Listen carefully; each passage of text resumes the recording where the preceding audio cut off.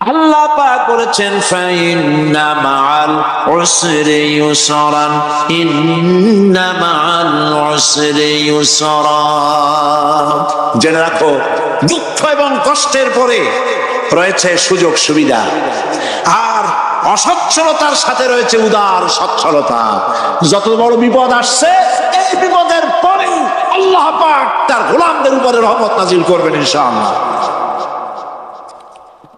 সুতরাং ঈমানদার লোকেরা, তাদেরকে আল্লাহ পাক বলছেন কোনো ভয় নাই, কোনো চিন্তা নাই, যত বড় বিপদে পড়ো আমারে ডাকো, আমি ডাকের সাড়া দিয়ে দেব। সবাই আল্লাহরে ডাকেন, সুবহানাল্লাহ ওয়ালহামদুলিল্লাহ লা ইলাহা ইল্লাল্লাহ। জোরে পড়েন সুবহানাল্লাহ ওয়ালহামদুলিল্লাহ লা ইলাহা ইল্লাল্লাহ, সুবহানাল্লাহ ওয়ালহামদুলিল্লাহ।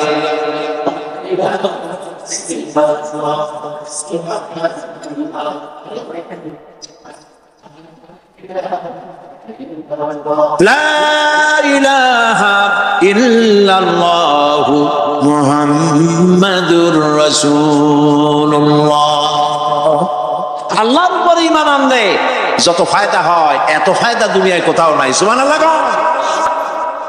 আল্লাহর উপর ঈমান আনার ৫ম নম্বরের ফায়দা কয়টা বলছি? 5টা বলছি। আপনাদের অসুবিধা হচ্ছে নাকি? তাড়াতাড়ি শেষ করতেছি। 6টা বলবো, 6টা বলবো। এ হলো ৫ম নম্বর। তারপর আমরা দোয়া করব। দোয়ার দরকার আছে কিনা এই সময়?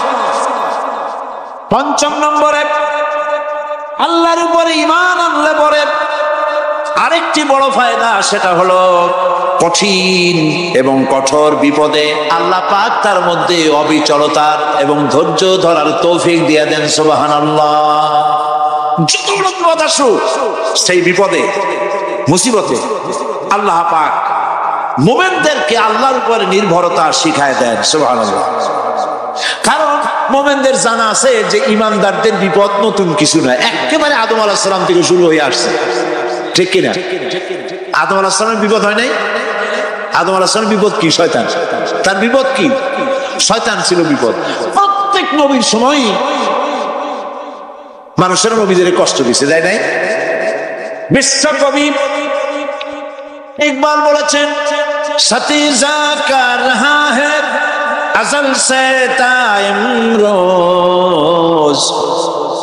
साथी जाका रहा है अज़ल से ताइमरोज, चरागे मुस्तफा भी से शरारे बुलहबीस। আবার মান কাল থেকে শুরু করে মুহাম্মদ সাল্লাল্লাহু আলাইহি ওয়াসাল্লামের চারাগকে, নূরকে, ঈমানকে, ইসলামকে নিভায়ে দেওয়ার জন্য আবু জাহেলের গোষ্ঠীরা চিরকাল চেষ্টা করেছে। সব চেষ্টা কর্পূরের মতো উড়ে গেছে, মুহাম্মদ সাল্লাল্লাহু আলাইহি ওয়াসাল্লামের চারাগ টিম টিম করে জ্বলতে রয়েছে। আল্লাহ পাক বলছেন, ইউরিদুনা লিইউতফিউ নূরাল্লাহি বিআফওয়াহিহিম ওয়াল্লাহু মুতিম্মু নূরিহি ওয়ালাউ কারিহাল কাফিরুন। ওরা চায় মুখের ফু দিয়া, কারা?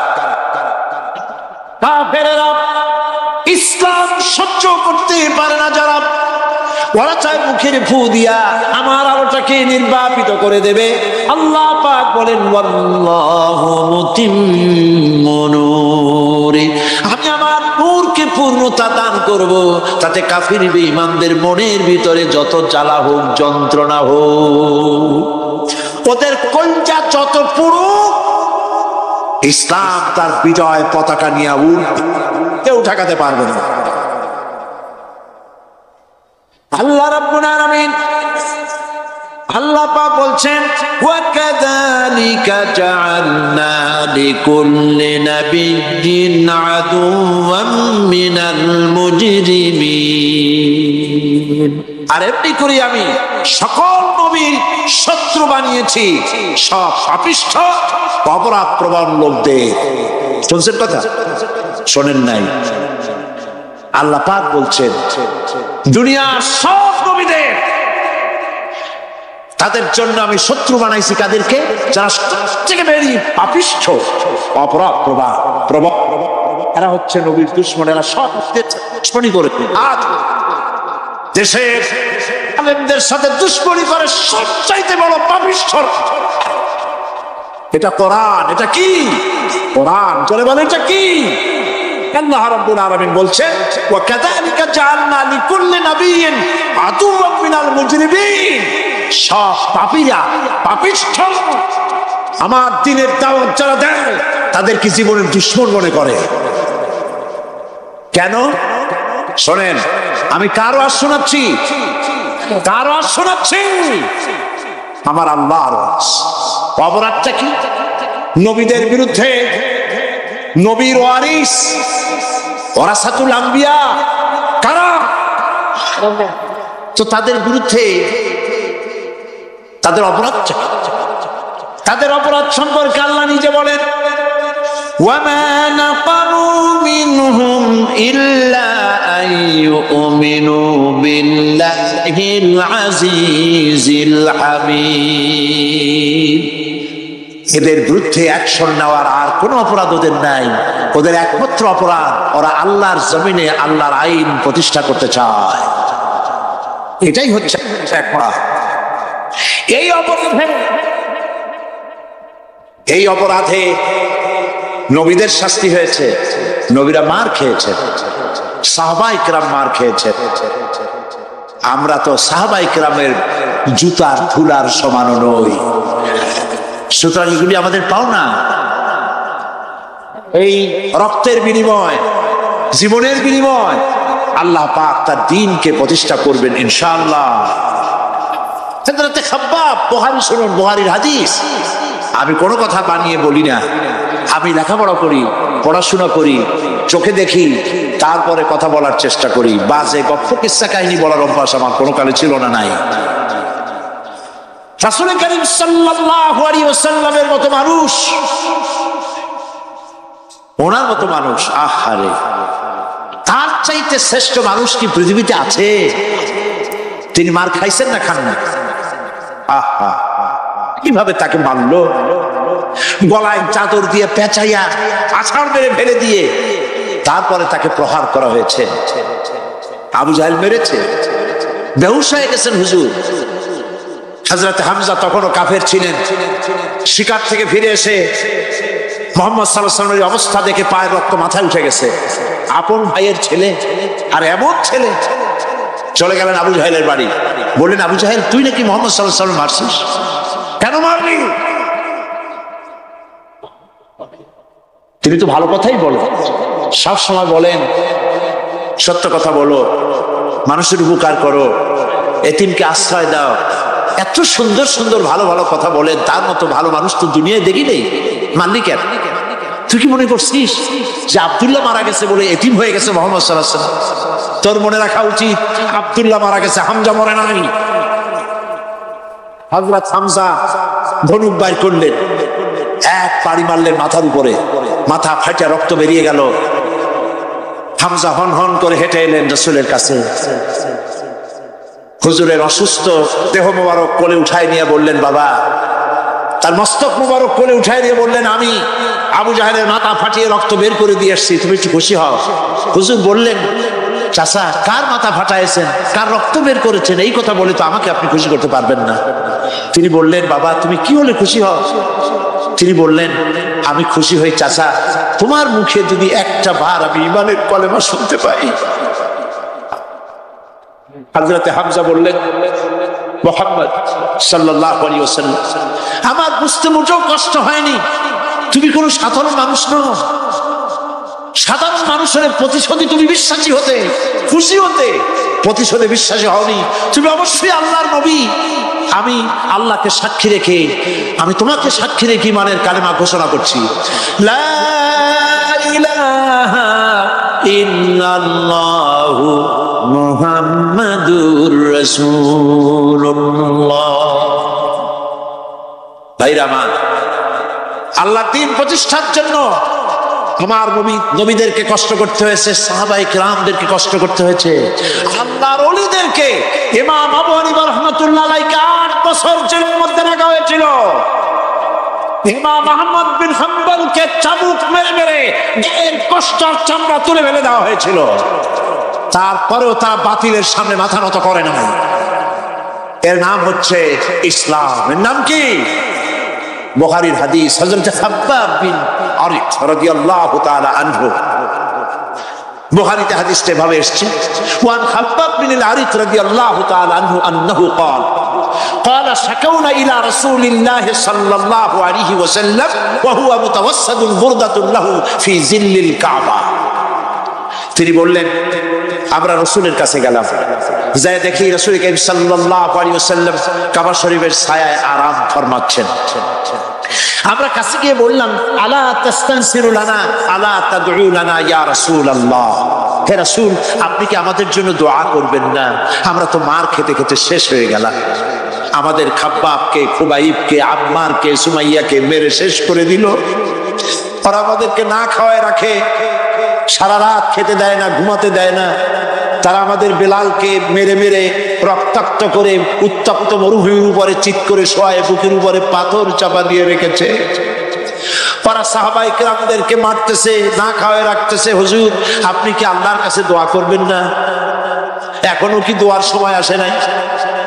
হাদিস শরীফে এসেছে, হুজুর সাল্লাল্লাহু আলাইহি ওয়াসাল্লাম উঠে বসলেন, বললেন, ও খাব্বাব, তোমাদের আগে এই পৃথিবীতে যারা দ্বীনের দাওয়াত নিয়ে এসেছিলেন, সমকালীন রাষ্ট্র শক্তি তাদেরকে ধরতো, ফায়ুহাজুর রাজুল ফায়ুহফারু লাহু ফিল আরদ, তাদেরকে ধরে তাদের জন্য কবর খনন করা হতো জীবিত মানুষের জন্য। ফায়ুজালু ফিহা, এরপরে সেই গর্তের ভিতরে তার কোমর পর্যন্ত গেড়ে দেওয়া হতো। ফাম্মা ইউতা বিল মানশার, এরপরে করাত আনা হতো। ফায়ুদাউ আলা রাসিহি, এরপরে সেই করাত তার মাথার উপরে রাখা হতো। ফায়ুজআলু বিসাইদ, করাত দিয়া ঘষে ঘষে চিরে চিরে জীবিত মানুষকে দ্বিখণ্ডিত করে ফেলে দেওয়া হতো। মা ইয়াসুদ্দুহু যালিকা আন দীনিহি, এত কষ্ট দেওয়ার পরেও আল্লাহর গোলামদেরকে এক চুল জায়গা দিন থেকে সরায় দেওয়া যায় নাই। এই অত্যাচারের পরেই আল্লাহ পাকের দ্বীন কায়েম হয়েছিল মদিনায়। রাসূলুল্লাহ বলেছিলেন, খায়রুল কুরুনি কারনি, সর্বশ্রেষ্ঠ যুগ আমার যুগ। বন্ধুগণ, আল্লাহর উপর ঈমান আনলে মানুষের ভিতরে এ ধরনের অবিচলতা আসে, বিপদে ধৈর্য ধরার হিম্মত পয়দা হয়ে যায়। মুসা আলাইহিস সালাম কে? মুসা আলাইহিস সালাম কোরআন ওয়াজ করতেছে, সুবহানাল্লাহ বলেন। গল্প করতেছি না কোরআন শোনাচ্ছি? গল্প করতেছি না হাদিস শোনাচ্ছি? আল্লাহ রাব্বুল আলামিন বলেন, ফিরআউন মুসা আলাইহিস সালামকে চতুর্দিক থেকে, 3 দিক থেকে ঘেরাও করেছে। একদিকে দরিয়া, 3 দিকে ফিরআউনের সৈন্যরা। কোরআন শরীফে ঘটনা এভাবে তুলতেছে, ফালাম্মা তারাআল জামআন ক্বালা আসহাবু মূসা ইন্না লামুদরাকুন। মূসা আলাইহিস সালামের সাথীরা বলছেন, হে মূসা আমরা তো পাকড়াও হয়ে গেছি, পালাবার কোনো পথ নাই, মরছি। মূসা আলাইহিস সালাম ভয় পাইছিলেন নাকি? ঈমান কারে বলে? হযরত মূসা আলাইহিস সালাম বললেন, কাল্লা ইন্না মা'য়া রাব্বী সায়াহদিন, নিশ্চয়ই নয়, অবশ্যই নয়, রব্বী সায়াহদিন, আমার প্রভু অবশ্যই, সিন দিয়ে বোঝানো হচ্ছে অবশ্যই আমার রব আমার জন্য রাস্তা করে দেবেন। এর নাম ঈমান। সুবহানাল্লাহ বলেন, এর নাম ঈমান। চতুর্দিক থেকে বিপদ ঘনীভূত, বেরোবার কোন রাস্তা নাই। ওর মধ্য দিয়ে ওমাইয়াত্তাকিল্লাহা ইয়াজআল লাহু মাখরাজা, কোন রাস্তা নাই, চতুর্দিকে অন্ধকার। এরপরে যদি বান্দা আমার উপরে ভয় করে, আমাকে ভালোবাসে, আমাকে ভয় করে, সবর ইখতিয়ার করে, অন্ধকারের ভেতর থেকে নিশ্চিদ্র অন্ধকারের ভেতর দিয়ে আলোর রশ্মি বের করে মুমিনদের যাওয়ার জন্য রাস্তা করে দেব। মুসা আলাইহিস সালাম বললেন, ভয় পাইও না, আল্লাহ আমাদের পথ তৈরি করে দিবেন। আল্লাহ রাব্বুল আলামিন হযরত মুসা আলাইহিস সালামকে বললেন, হাতের লাঠি দিয়া দরিয়ার উপরে আঘাত করো। মুসা আলাইহিস সালাম আঘাত করলেন। রাস্তা দরকার ছিল একটা। মুসা আলাইহিস সালামের এক আঘাতে রব্বুল আলামিন দরিয়ার ভিতরে মুসা আলাইহিস সালাম এবং তার সাথী সঙ্গীদের পারাপারের জন্য 12টা রাস্তা পয়দা করে দিলেন। কল্পনা করো, রাস্তা তৈরি হয়ে গেল 12টা, সব পার হয়ে গেল। ফেরাউন তার দলবল নিয়ে আসছে। আল্লাহ রাব্বুল আলামিন বলেন, وَأَنجَيْنَا مُوسَى وَمَن مَّعَهُ أَجْمَعِينَ ثُمَّ أَغْرَقْنَا الْآخَرِينَ। মুসা আলাইহিস সালামকে পার করলাম, পিছনে যারা আসতেছিল, কারা আসতেছিল? ফেরাউন। ফেরাউন আসছে তার দলবল নিয়ে। আসে রাস্তা দেখা মনে করছে ওর বাজানের তৈরি করে রাস্তা, দলবল নিয়ে নামছে। দরিয়ার মাঝখানে এলো, আল্লাহ পাক অর্ডার করলেন কূপ, বাস রাস্তা বন্ধ হয়ে গেল। রাস্তা কি হয়ে গেল? শুরু হয়ে গেল চুবনি। পানির ভিতরে চুবনি খাচ্ছে, নিচে যায় উপরে ওঠে। পানি খাইতে খাইতে প্যাক পোটকা মাছের মতো এরকম মোটা হয়ে গেছে।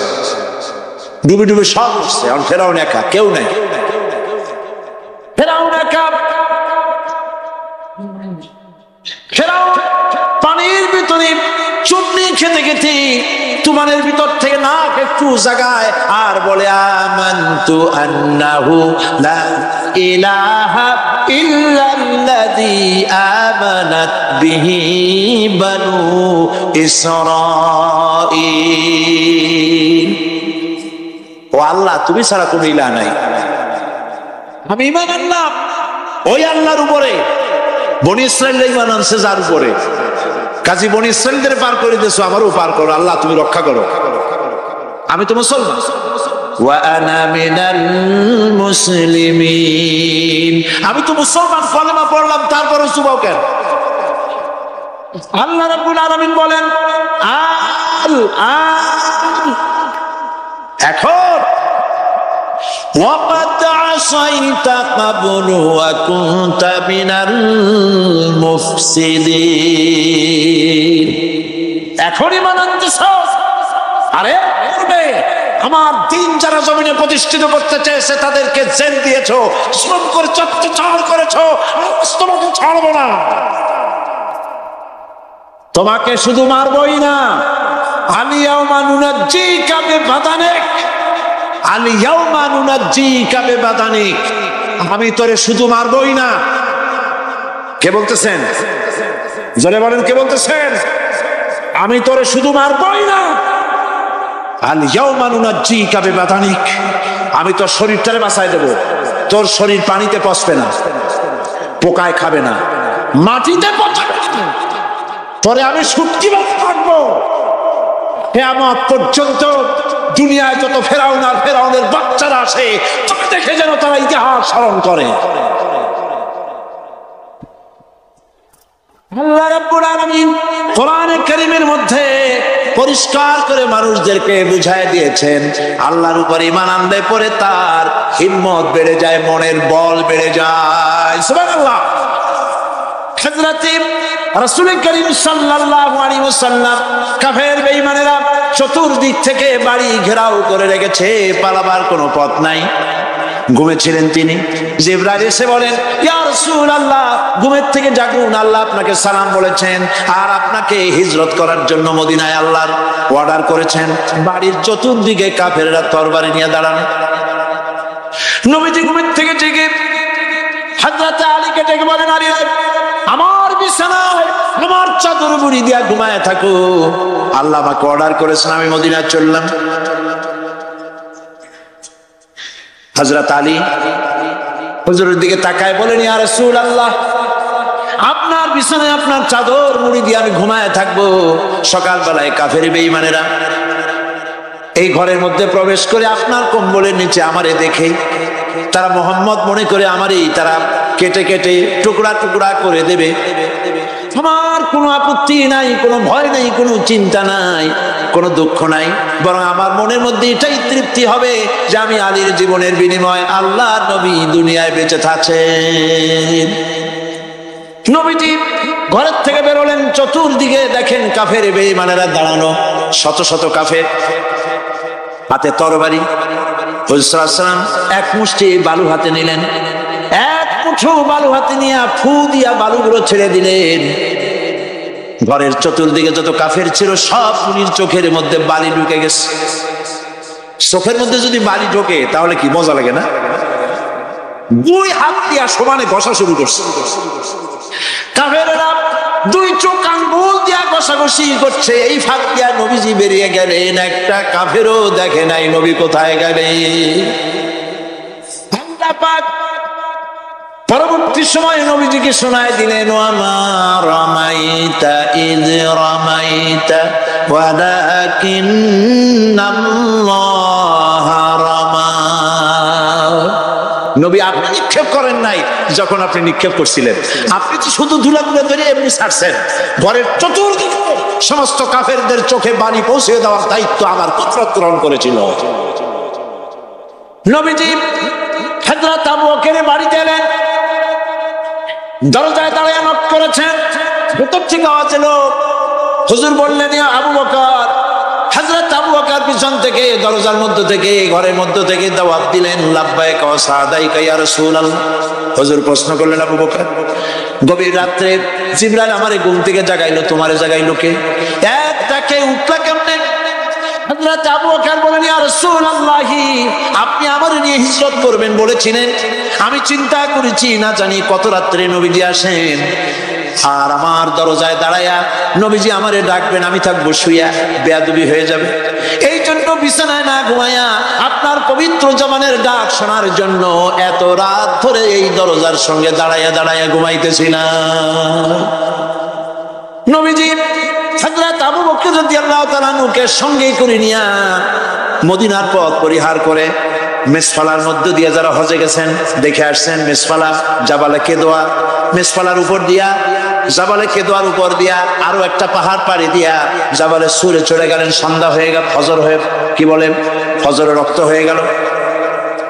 হযরত আবু বকর বলেন, ইয়া রাসূলুল্লাহ, পালাবার উপায় নাই, ধরা পড়ে যাব, তাড়াতাড়ি চলেন গুহার মধ্যে ঢুকি। তবে পাহাড়ে গুহা, সাপ থাকতে পারে, বিচ্ছু থাকতে পারে, আমি আগে ঢুকি, কোনো বিপদ হয় আমার উপরে হয়ে যাক, আল্লাহর নবী সুস্থ থাকুন। হযরত আবু বকর কি মহব্বত, নিজের জীবনের চাইতে রাসূলের মহব্বত বেশি, সুবহানাল্লাহ।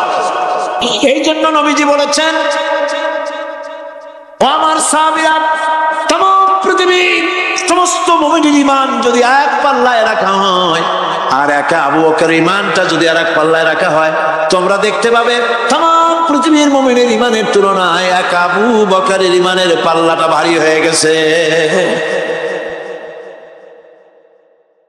আমাদের অধিকাংশ লোকের নামাজ হয় না। এই নামাজের ব্যাপারে গত কয়েক বছর আগে আমি ওয়াজ করেছিলাম, মনে আছে না? কথা বল না, অন্তত 2.5 ঘন্টা শুধু নামাজের ব্যাপারে ওয়াজ করেছিলাম। বিষয়ভিত্তিক যে সমস্ত বিষয়ের উপরে আমি এখানে তাফসীর করেছি, অন্তত তা 30-31টা বিষয়ের উপরে আলাদা আলাদা ক্যাসেট তৈরি করেছে। নামাজের সেই ক্যাসেট যদি আপনি শোনেন, আপনার স্ত্রী পুত্রকে শোনান, আলহামদুলিল্লাহ নামাজি হয়ে যাবে ইনশাআল্লাহ। বলেন ইনশাআল্লাহ। নামাজ রাসূলের সাল্লাল্লাহু আলাইহি ওয়াসাল্লাম জীবনের শেষ মুহূর্তে নামাজ ছেড়ে দেন নাই, জামাতে নামাজ পড়েছেন। হাঁটতে পারেন না, 2 জন সাহাবীর কাঁধের উপরে ভর করে তারপরে এগিয়েছেন।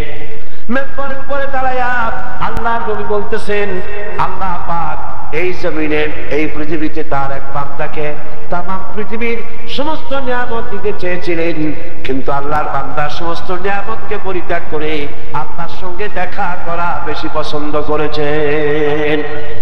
সাহাবারা কেউ কিছু বুঝলেন না,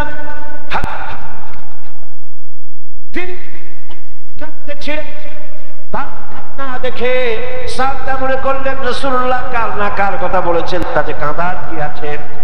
কিন্তু হযরত আবু বকর বুঝতে পেরেছিলেন আল্লাহর নবী তিনি যে বলছেন এই পৃথিবীর সমস্ত জাগতিক সম্পদ আল্লাহ দিতে চেয়েছেন তার এক বান্দাকে, সেই বান্দা তার নবী ছাড়া আর কেউ না।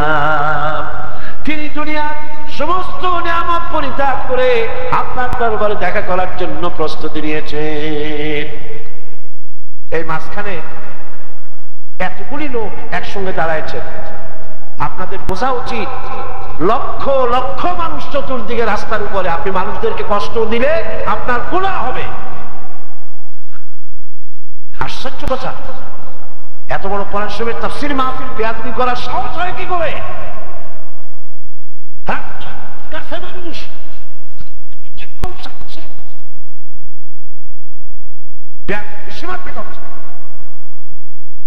বন্ধুগণ, রাসূল কারীম সাল্লাল্লাহু আলাইহি ওয়াসাল্লাম ঘরের মধ্যে প্রবেশ করেছেন, এশা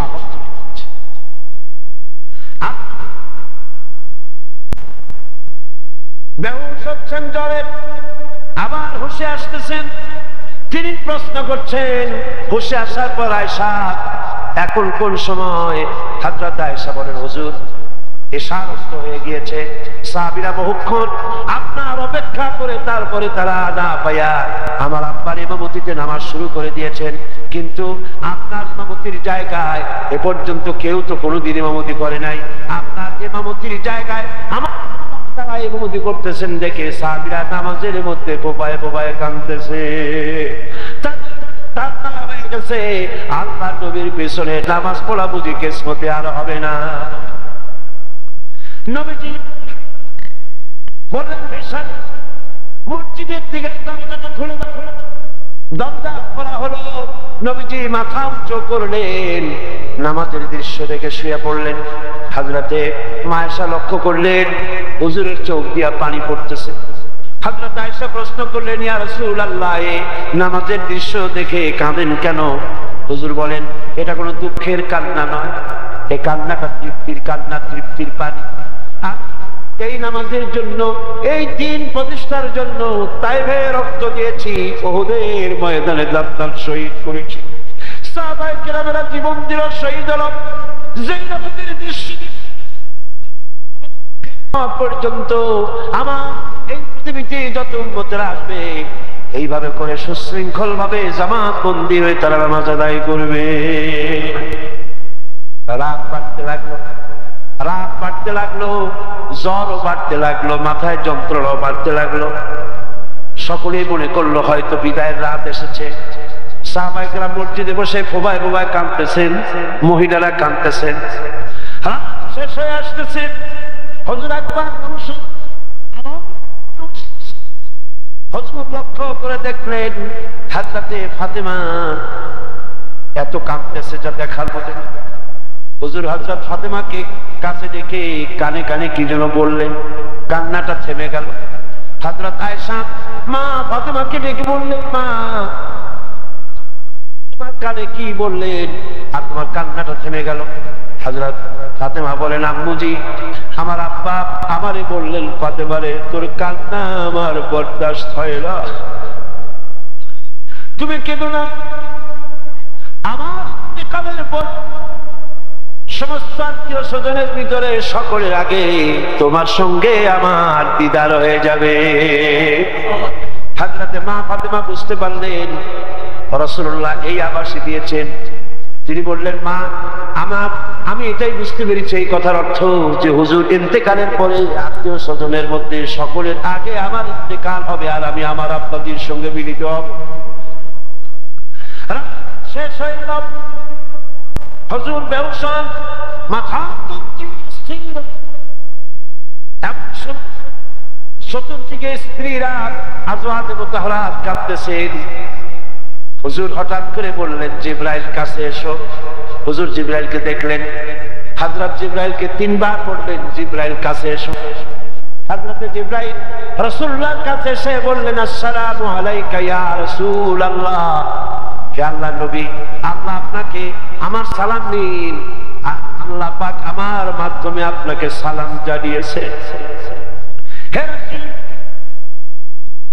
আপনার শরীরের যে অবস্থা বর্তমানে এটা আপনি যা না জানেন তার থেকে বেশি আল্লাহ পাক জানেন।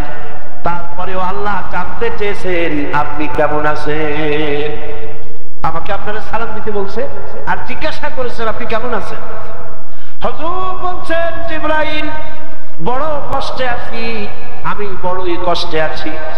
হযরতে জিবরাইল পিছনে ইঙ্গিত করে একদম ফেরেশতাকে দেখায় দিলেন, বললেন আল্লাহর নবী ওই যে তাকায় দেখেন মৃত্যুর ফেরেশতা আমি সঙ্গে করে নিয়ে এসেছি। এই ফেরেশতা পৃথিবীর কোন মানুষের কাছে কোনদিন পারমিশন চায় নাই, আপনার কাছে আপনার খেদমতে আপনার অনুমতি প্রার্থনার জন্য দাঁড়ায় আছে। নবীজি মালাকুল মউতকে ডাকলেন, মালাকুল মউত সালাম দিয়া বলেন ইয়া রাসূলুল্লাহ, এই পৃথিবীতে থেকে নিয়ে পর্যন্ত পৃথিবীতে কোন মানুষের কাছে পারমিশন চাই নাই, আর আজকের দিনের পরে কিয়ামত পর্যন্ত কারো কাছে পারমিশন চাইবো না। আল্লাহ আমাকে বলেছেন আপনি যদি অনুমতি দেন আপনার জান কবজ করব, না হলে ফিরে যাব। হুজুর বলেন আজরাইল আমি যদি ফিরে যেতে বলি তাহলে কি করবে? হযরত আজরাইল বলেন আমাকে আল্লাহ পাক সেভাবেই নির্দেশ দিয়েছে।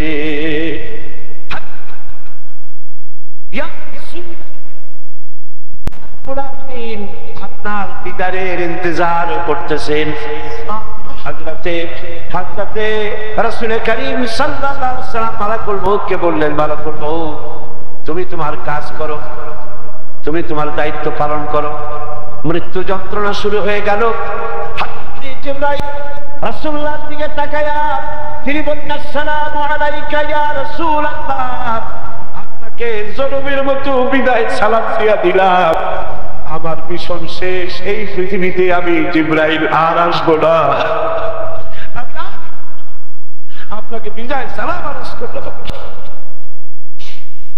নবীজি বিদায় মুহূর্তে আয়েশাকে একটু ডাকলেন, বললেন আয়েশা রে সেই সোনা খবর কি? হযরত আয়েশা বলেন হুজুর কোন সোনা? হুজুর বললেন ওই যে 6টা সোনার ছোট ছোট টুকরা ছিল, 6টা স্বর্ণ মুদ্রা ছিল, কি করছো? তিনি বললেন আমি ওগুলি হেফাজত করে রেখে দিয়েছি। হুজুর বললেন না এক্ষুনি আল্লাহর রাস্তায় দান করে দাও।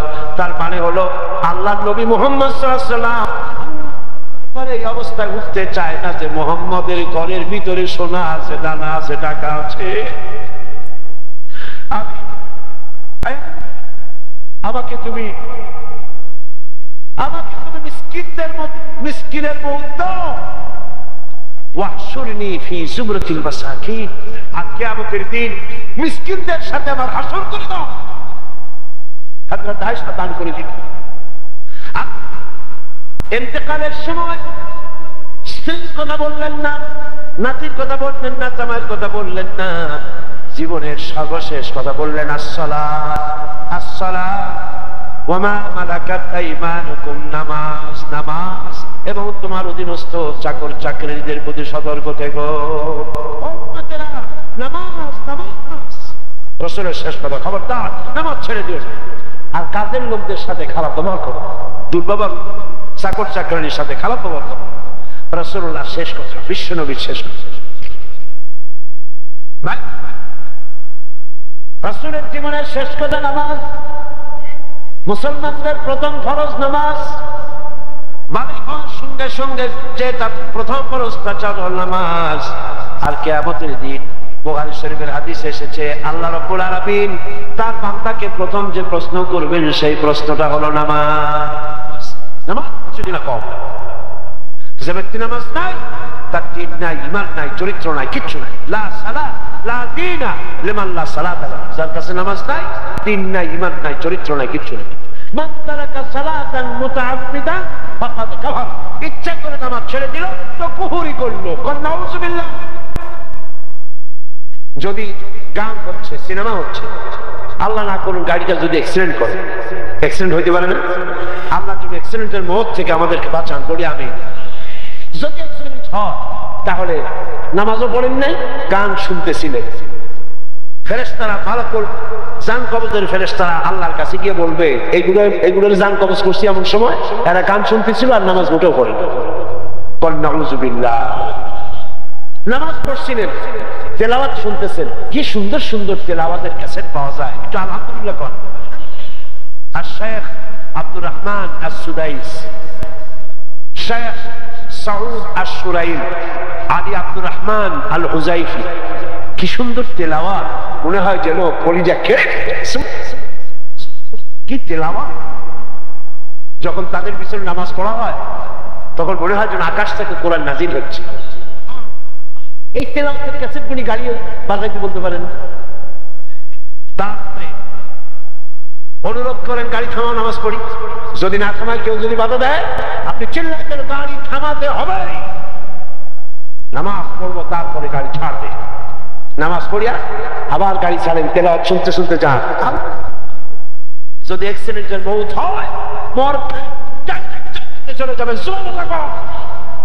যেহেতু জীবনের শেষ নামাজটা আপনি আদায় করেছেন। নামাজ নামাজ সারা যাবে।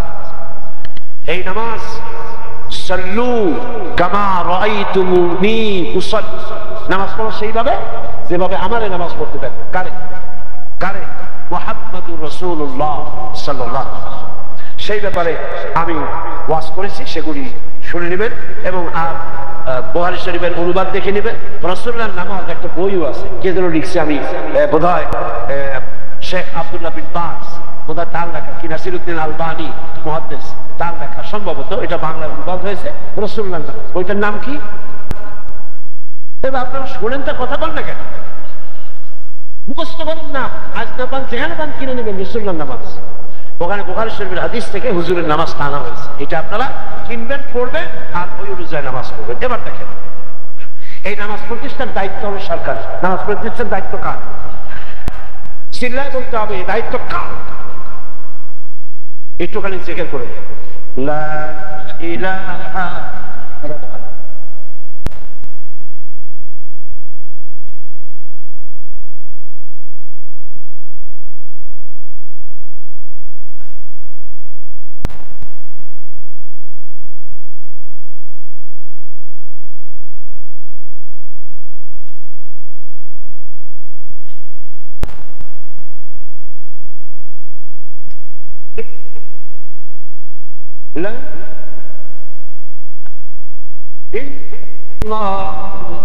মুহাম্মাদুর রাসূলুল্লাহ। বুঝতে পারেন, নামাজ প্রতিষ্ঠার দায়িত্ব সরকার, এটা কেমন কথা? আমার আজানের কথা না, এ কথা কার? সূরা, কোন সূরা? কত মুখস্থ করো।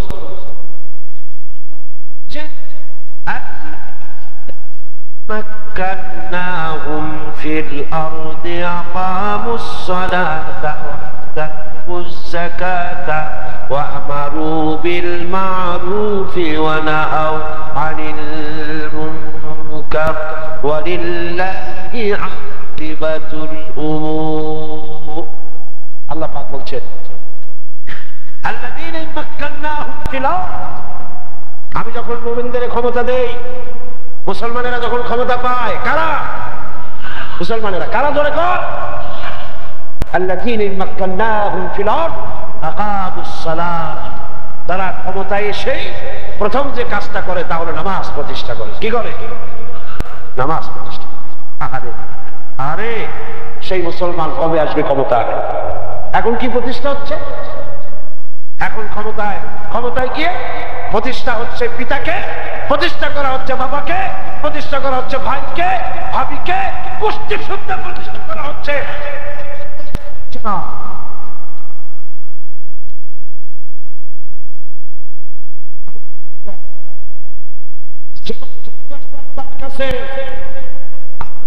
জবাব দিতে হবে। ক্ষমতা দিয়ে আল্লাহ পাক বলেন, ক্ষমতা দিয়ে তাকায় দেখি কিভাবে ক্ষমতা চালা। নামাজ প্রতিষ্ঠার দায়িত্ব সরকার প্রথম। কয় নম্বরের দায়িত্ব? কে বলেছেন? তুমি যদি মুসলমান হও, মুসলমানের রক্ত যদি গায়ে থাকে, মুসলমানের বাচ্চা যদি হও, ক্ষমতায় চাইবা, প্রথম কাজ নামাজ প্রতিষ্ঠা করো। কেন? নামাজ যদি প্রতিষ্ঠা হয়ে যায়, নামাজের ভিতরে চরিত্র সকলের ভালো হয়ে যাবে। আপনি বলবেন কেমনে? আমি আপনাকে দৃষ্টান্ত দিয়ে বুঝাই। সরকার এমন একটা আমরা পাইয়া গেলাম, মুসলমান সরকার, ইমানদার সরকার, পার্লামেন্টে আইন পাস করে দিল 5 ওয়াক্ত নামাজ সঠিকভাবে আকিল বালেগ সমস্ত নারীকে আদায় করতে হবে বা জামাত আদায় করতে হবে। বেলা যখন 1টা বাজে সমস্ত কলকারখানা, অফিস, আদালত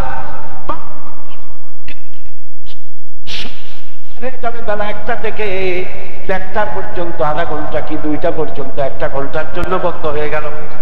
আজান হবে, নামাজ হবে, দুপুরের খানা হবে, আবার কাজ শুরু হয়ে যাবে, সরকারি কাজ আরম্ভ হবে। এখন মনে করেন চট্টগ্রাম বিশ্ববিদ্যালয় এই আইন অনুযায়ী আজান হয়ে গেছে, আর ভাইস চ্যান্সেলর এমন যোগ্য সমস্ত ছাত্র ছাত্রীদেরকে নিয়ে নামাজে তিনি নিজেই ইমামতি করছে।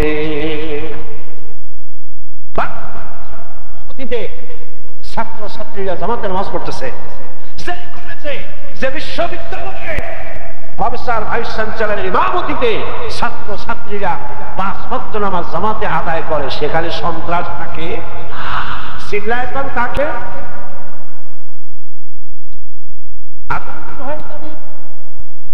ডিসি অফিসের পাশের মসজিদের ডিসি সাহেবের অফিস বন্ধ হয়ে যাবে। ডিসি সাহেব এমন যোগ্যতা রাখবেন, ওই মসজিদে তিনি ইমামতি করবেন, তার অফিসারেরা তার পিছনে নামাজ আদায় করবে। এসপি সাহেব পুলিশগুলো নিয়ে নামাজ আদায় করবে, যত পুলিশ তার সাথে আছে। এভাবে করে মন্ত্রণালয় মন্ত্রী ইমামতি করবে, তার পেছনে লোকগুলি অফিসের সচিবেরা নামাজ পড়বে। বঙ্গভবনে আজান হবে, প্রেসিডেন্ট সাহেব নিজে ইমামতিতে দাঁড়ায় যাবে। এখন যদি এই সব যারা আছে ওরা যদি ইমামতি করতে আসে, ঠিক হয়, মুসল্লিরা কবে লা হাওলা ওয়ালা কুওয়াতা ইল্লা বিল্লাহ। ইমান মানে দেশটাও হয়ে যাবে ইনশাআল্লাহ যোগ্যতা অর্জনকারী। তার মানে এটা না সব বড় সাথে দেশ দখল করে ফেলবে, তা না। কিন্তু আপনি যারা ক্ষমতা আছে, ইসলাম যদি প্রতিষ্ঠিত হয়, ইংরেজি শিক্ষিত লোকদের ভয় পাওয়ার কারণ নাই। আপনাদের মৌলানা বানানো হবে, আপনারা শিখবেন, মাদ্রাসা ভর্তি হওয়া লাগবে না, আপনারা শিখবেন, আপনার অফিসার মসজিদের আপনি ইমামতি করবেন। সুবহানাল্লাহ। নামাজ যে পড়বে না, সরকারি আইন অনুযায়ী গ্রেফতার করবে। যে পুলিশ, যে দারোগা, সে যে ম্যাজিস্ট্রেটের অর্ডারে, ম্যাজিস্ট্রেট যদি বেনামাজি হয় তো অর্ডার দিতে পারবে। নামাজে কি ভালো বানাইতেছে দেখেন, যখন গ্রেফতারের অর্ডার দিবে ম্যাজিস্ট্রেট, ওর নামাজি হইতে হবে। যে পুলিশ গ্রেফতার করতে যাবে তারও নামাজি হইতে হবে। এরপরে তাহলে পাঠাই দেবে, কোথায় দেবে পাঠায়, কোন জায়গায় দেবে, আগ্রাবাদ হোটেলে নাকি জেলখানায় পাঠায়। জেলখানায় যাওয়ার পর তার নামাজের ট্রেনিং দেওয়া হবে। যখন সে নামাজি হয়ে গেল, নামাজের ট্রেনিং হয়ে গিয়েছে, দেখা গেল আর সে নামাজ ছাড়ে না, 5 ওয়াক্ত সঠিকভাবে নামাজ আদায় করে, আর এক মুহূর্ত জেলে থাকার দরকার নাই। জেলা রিপোর্ট করে দেবে ম্যাজিস্ট্রেটকে, এই লোকটা নামাজি হয়ে গেছে, সঙ্গে সঙ্গে তাকে জেল থেকে বের করে দেওয়া হবে। নামাজ মানুষের চরিত্র গঠন করে আল্লাহ। কার হুকুম? আল্লাযীনা মাক্কান্নাহুম ফিল আরদি আকামুস সালাহ। নামাজ প্রতিষ্ঠা হলে সব সমস্যার সমাধান হবে। নামাজ প্রতিষ্ঠা করো, মানুষের চরিত্র তৈরি হবে। আর চাকরির প্রমোশন, অমুক মন্ত্রীর খালাতো ভাই, অমুকের মামাতো ভাই, তমুকের যোগ্যতা সম্পন্ন অপদার্থ শালা, সমানে প্রমোশন হইতেছে, ঠিক কিনা কর? ইসলাম যদি ক্ষমতা আসে, শালাকার মামুকার এই ভিত্তিতে প্রমোশন হবে না, প্রমোশন হবে নামাজি কিনা, ঘুষ থেকে বাঁচে কিনা। এইটা দেখে নামাজ এবং চরিত্রের উপরে ভিত্তি করে তাকে প্রমোশন দেওয়া। দেশ অন্যায় অসত্য দুর্নীতি সব হয়ে যাবে। সৌদি আরবে যায় দেখেন, রোজার মাস, সবাই রোজা রাখছে, রোজার দিনে কোনো দোকান খোলা নাই, খাবারের দোকান খোলা নাই।